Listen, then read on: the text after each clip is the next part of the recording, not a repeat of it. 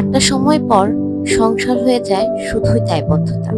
সংসার সামলানো, ছেলে মেয়ের দায়িত্ব পালন করা, সবার মন রক্ষার চেষ্টা করা, এভাবেই কেটে যায় সংসার। মনে হয় সবকিছু চলছে শুধুমাত্র অভ্যাসে। অভ্যাসের বাহিরে কিছু নয়, এটা একটা দায়বদ্ধতা, যেটা আমরা চাইলেও এড়িয়ে যেতে পারি না।